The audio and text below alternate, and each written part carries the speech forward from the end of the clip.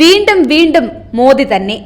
കേന്ദ്ര നേതൃത്വത്തിൽ വമ്പൻ അഴിച്ചുപണികൾ നടത്തുകയാണ് ബി.ജെ.പി. സത്യപ്രതിജ്ഞയ്ക്ക് ദിവസങ്ങൾ മാത്രമുള്ളപ്പോൾ നിർണായക നീക്കങ്ങൾ നടത്തുകയാണ് എൻ.ഡി.എ യോഗം. ഡൽഹിയിൽ നടന്ന എൻ.ഡി.എ പാർലമെന്ററി പാർട്ടി അമരത്ത് നരേന്ദ്രമോദിയെ തിരഞ്ഞെടുത്തു. നരേന്ദ്രമോദിയെ ഈ എൻ.ഡി.എ സർക്കാർ രൂപീകരണത്തിലെ കിങ് മേക്കറുമായ നിതീഷ് കുമാറും ചന്ദ്രബാബു നായിഡുവും പിന്തുണച്ചു. പ്രധാനമന്ത്രിയായി വീണ്ടും മോദിയുടെ പേര് രാജ്നാഥ് സിംഗ് നിർദ്ദേശിച്ചു. ഇതിനെ അമിത്ഷായും നിതിൻ ഗഡ്കരിയും പിന്തുണച്ചു. അട്ടിമറി നീക്കങ്ങളാണ് ഉണ്ടാകുന്നത്. കേരളത്തിന്റെ യശസ് ഉയർത്തിപ്പിടിച്ച സുരേഷ് ഗോപിയെ തൃശൂരിൽ നിന്ന് മൂന്നാം എൻ.ഡി.എ മന്ത്രിസഭയിൽ മന്ത്രിയായേക്കുമെന്ന് ഏതാണ്ട് ഉറപ്പായിട്ടുണ്ട്. ക്യാബിനറ്റ് റാങ്കോടെയോ സ്വതന്ത്ര ചുമതലയോടെയോ സുരേഷ് ഗോപി മന്ത്രിയാകുമെന്നാണ് വിവരം. സുരേഷ് ഗോപിയെ മന്ത്രിയാക്കാനുള്ള നിർദ്ദേശം കേന്ദ്ര നേതൃത്വത്തിൽ നിന്നും ലഭിച്ചുവെന്നാണ് സൂചന.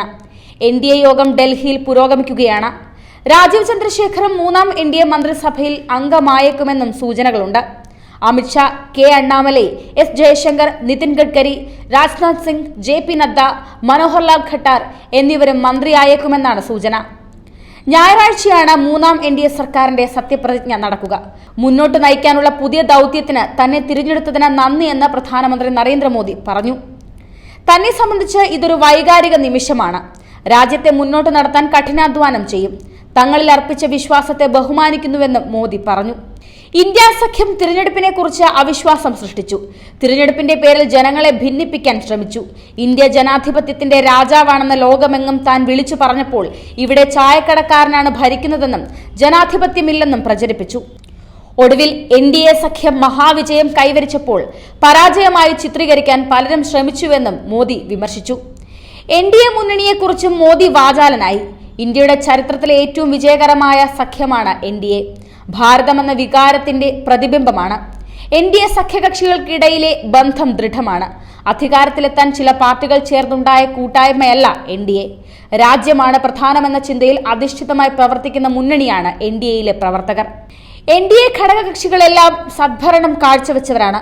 അടുത്ത 10 വർഷം സദ്ഭരണം, വികസനം, സ്ത്രീകളുടെ ജീവിത നിലവാരത്തിൽ ഉയർച്ച എന്നിവ ഉറപ്പാക്കും. വികസനത്തിന്റെ പുതിയ അധ്യായം സൃഷ്ടിക്കും. വികസിത ഭാരതം എന്ന സങ്കല്പം സാക്ഷാത്കരിക്കും. സദ്ഭരണത്തിന്റെ അധ്യായം രചിക്കുമെന്നും മോദി പറഞ്ഞു. ദക്ഷിണേന്ത്യയിലെ ബി.ജെ.പിയുടെ ജയം പ്രസംഗത്തിൽ മോദി പരാമർശിച്ചു. സുരേഷ് ഗോപി, പവൻ കല്യാൺ എന്നിവരുടെ പേര് എടുത്തു പറഞ്ഞായിരുന്നു പ്രസംഗം. ദക്ഷിണ ഭാരതത്തിൽ പുതിയ രാഷ്ട്രീയത്തിന് തുടക്കമിട്ടു. തലമുറകളായി വേട്ടയാടലുകൾ സഹിച്ചു. കേരളത്തിൽ നിരവധി പേർ ബലിദാനികളായി. എന്നിട്ടും പരിശ്രമം തുടർന്നു. ഒടുവിൽ ഒരംഗം വിജയിച്ചെന്നുമായിരുന്നു മോദിയുടെ പരാമർശം. ജയത്തിൽ ഉന്മാദിക്കുകയും തോറ്റവരെ പരിഹസിക്കുകയും ചെയ്യുന്നതല്ല ഞങ്ങളുടെ സംസ്കാരം. രാജ്യത്ത് ഇന്നലെയും ഇന്നും നാളെയും എൻ.ഡി.എ ആയിരിക്കുമെന്നും മോദി ആത്മവിശ്വാസം പ്രകടിപ്പിച്ചു. 10 വർഷത്തിന് ശേഷവും 100 സീറ്റ് കടക്കാൻ കോൺഗ്രസിന് കഴിഞ്ഞിട്ടില്ല.